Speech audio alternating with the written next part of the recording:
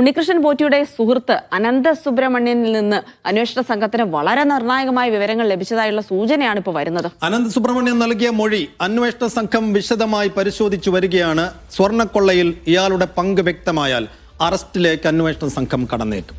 ഉണ്ണികൃഷ്ണൻ പോറ്റിയെ ശബരിമല, ബംഗളൂരു, ചെന്നൈ, ഹൈദരാബാദ് എന്നിവിടങ്ങളിൽ എത്തിച്ച് വൈകാതെ തെളിവെടുപ്പ് നടത്തും SIT എന്നുള്ള വിവരങ്ങൾ കൂടിയാണ് നമുക്ക് ലഭിക്കുന്നത്.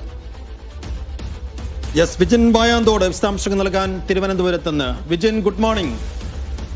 ഒരു അനന്ത സുബ്രഹ്മണ്യത്തിന്റെ പേരിപ്പോൾ നമ്മൾ കേൾക്കുകയാണ്. ഓരോ അവതാരങ്ങളുടെ പേരുകളാണ് ഓരോ ദിവസവും കേൾക്കുന്നത്. അനന്ത സുബ്രഹ്മണ്യത്തിന്റെ പേര് നേരത്തെ തന്നെ കേൾക്കുന്നുണ്ടെങ്കിൽ കൂടിയും അനന്ത സുബ്രഹ്മണ്യത്തിന് ഇതിനകത്തുള്ള റോളിനെ കുറിച്ച് എത്ര സ്ട്രോങ് ആയ മൊഴി ഈ ഉണ്ണികൃഷ്ണൻ പോറ്റിയിൽ നിന്ന് SITക്ക് ലഭിച്ചിട്ടുണ്ട്?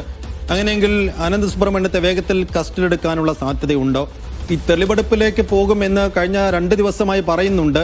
അത് എപ്പോഴായിരിക്കും ഇപ്പോഴത്തെ ഘട്ടത്തിൽ നടക്കാൻ സാധ്യത?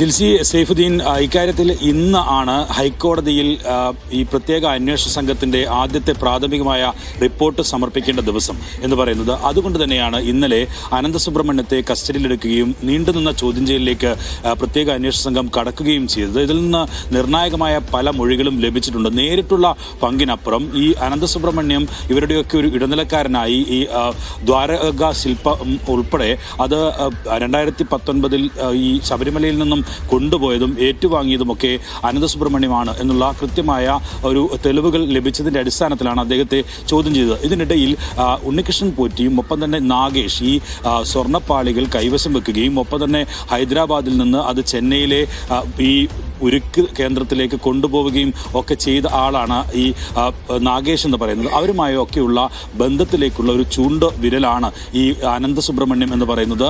ആ തരത്തിലുള്ള തെളിവുകൾ തന്നെയാണ് നിലവിൽ ലഭിച്ചത് എന്നുള്ളതാണ് ഇപ്പോൾ അന്വേഷണ സംഘത്തിൽ നിന്ന് മനസ്സിലാക്കാനും കഴിയുന്നത്. ഇനിയുള്ളത് നേരത്തെ തന്നെ ഈ കഴിഞ്ഞ 10ാം ദിവസമാണ് ഈ പ്രത്യേക അന്വേഷണ സംഘം രൂപീകരിച്ച ശേഷം ഇന്നേക്കെത്തുന്നത്. അതിൽ 6ാം ദിവസമാണ് ഉണ്ണികൃഷ്ണൻ പോറ്റിയെ ആദ്യം ചോദ്യം ചെയ്യാൻ വിളിപ്പിക്കുകയും പിന്നീട് അറസ്റ്റ് രേഖപ്പെടുത്തുകയും ഒക്കെ ചെയ്തത്. അതിനുശേഷം 9ാം ദിവസമായിരുന്നു രണ്ടാമത്തെ ആളെ കസ്റ്റഡിയിലെടുത്ത് ചോദ്യം ചെയ്യുന്ന നടപടിയിലേക്ക് പ്രത്യേക അന്വേഷണ സംഘം കടന്നത്.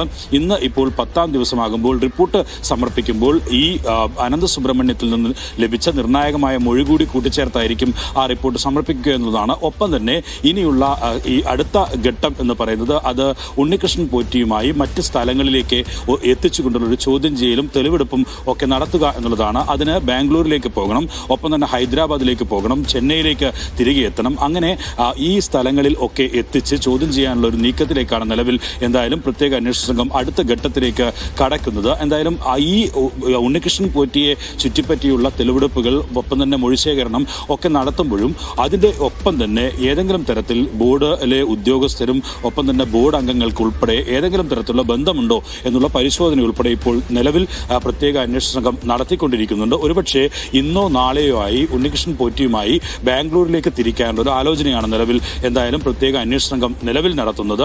ഒപ്പം തന്നെ ഈ ഉദ്യോഗസ്ഥർ, അതായത് നേരത്തെ സസ്പെൻഡ് ചെയ്യപ്പെട്ട ഉദ്യോഗസ്ഥർ ഉൾപ്പെടെയുള്ളവരുണ്ട്, അവരെ കൂടി ചോദ്യം ചെയ്യാനോ അല്ലെങ്കിൽ അവരിൽ നിന്ന് മൊഴി ശേഖരിക്കാനോ ഉള്ള ഒരു നീക്കത്തിലേക്ക് കൂടി കടക്കും. പിന്നീട് തുടർച്ചയായി മറ്റ് ഇതുമായി ബന്ധപ്പെടുന്ന ആളുകൾ, ഒപ്പം തന്നെ ബോർഡ് പ്രസിഡന്റായിരുന്ന ആളുകൾ, അങ്ങനെയുള്ള ആളുകളും ഒക്കെയായി ദേവസ്വം കമ്മീഷണർമാരുണ്ട്, വാസു ഉൾപ്പെടെയുള്ള ആളുകൾ ഒക്കെയുണ്ട്.